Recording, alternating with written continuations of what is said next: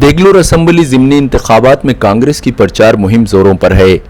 कांग्रेस के उम्मीदवार जितेश अंतापुरकर की तशहीरी मुहिम की क़यादत खुद जिले के पालक मंत्री अशोक राव चौहान कर रहे हैं। जितेश अंतापुरकर की तशहीरी मुहिम के सिलसिले में आज महाराष्ट्र के कैबिनेट मिनिस्टर असलम शेख ने देगलूर, बिलोली और मुतनियाल का दौरा किया। असलम शेख ने ताल्लुक़े के मुख्तलिफ इलाक़ों में मुनक़्क़िद जलसे-आम से खिताब करते हुए मुखालिफिन पर ज़ोरदार तनक़ीदें की। असलम शेख ने मोदी हुकूमत को अवाम मुखालिफ हुकूमत करार दिया। उन्होंने कहा कि कांग्रेस पार्टी मुल्क के हर खित्ते में हर मजलूम के लिए आवाज़ उठा रही है और नाइंसाफ़ी के खिलाफ लड़ाई लड़ रही है। जितनी आपने अपने एसेट्स खड़े किए थे, अपनी जायदाद खड़ी की थी सरकार के माध्यम से, वही जायदाद को तुम बेच बेच के खा रहे हो दलालों की तरह।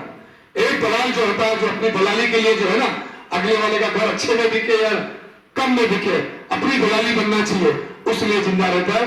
उसी तरीके से ये केंद्र सरकार की दलाली है कि अपनी पार्टी चले ताकि देश जाए भार में।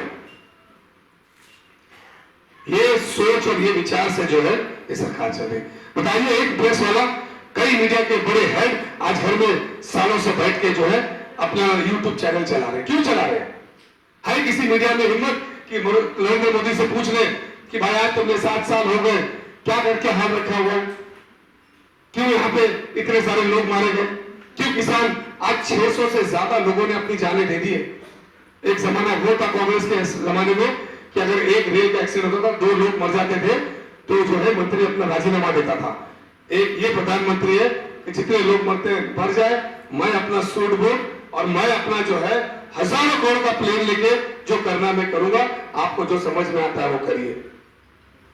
आज कुछ हिंदू से पूछा गया चैनल में, मैंने देखा वो इसमें खुश है कि भाई वो मुसलमानों को तकलीफ दे रहा है। वो ये नहीं देख रहा है कि मेरे बच्चे का एजुकेशन सही होगा, ये नहीं देख रहा है कि मेरे किसान में जो किसानी कर रहा है उसका दाम सही आएगा, वो ये नहीं देख रहा है कि कल मेरा बच्चा नौजवान होगा, इसको नौकरी मिलेगी नहीं मिलेगी, वो ये नहीं देख रहा कि आज चाइना से अगर इंडस्ट्री हट रही है तो उसका फायदा इस देश को, इस महाराष्ट्र को क्यों नहीं हो रहा? वो इस गफलत में, उस नींद में, उस सोच में, उस भ्रम में हिप्नोटाइज कर रखा हुआ है।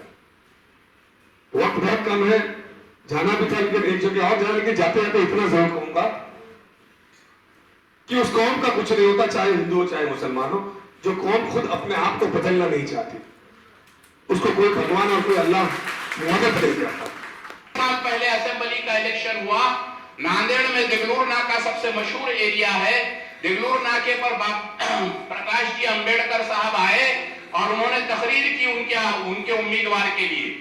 और उस तकरीर में उन्होंने क्या कहा, निकाल कर देख लीजिए, किसी से पूछ लीजिए। उनके कार्यकर्ता बड़ी बड़ी बातें हमारे लखायत के बारे में कह रहे हैं, अपनी हैसियत को भूल कर बड़ी बड़ी बातें कर रहे हैं।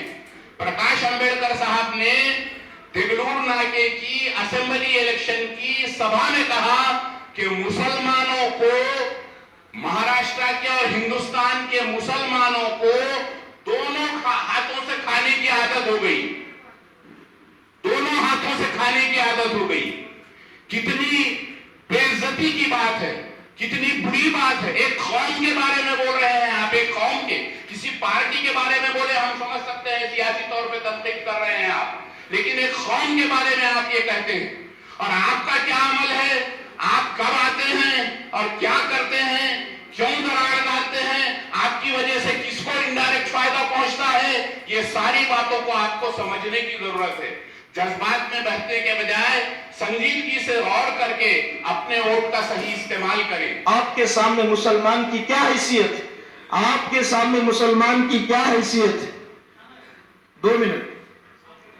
मुसलमान की क्या हैसियत है? तो क्या कहा था, मेरे गाड़ी के सामने अगर आकर कुत्ता मर जाए, जैसे कुत्ते की कोई हैसियत नहीं, उससे मुसलमान की कोई हैसियत नहीं है। इसलिए आप सब इरादा कीजिए।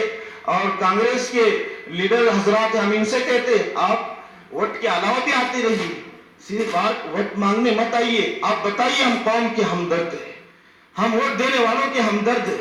बस मैं बात खत्म करके अपनी बात खत्म करूँ।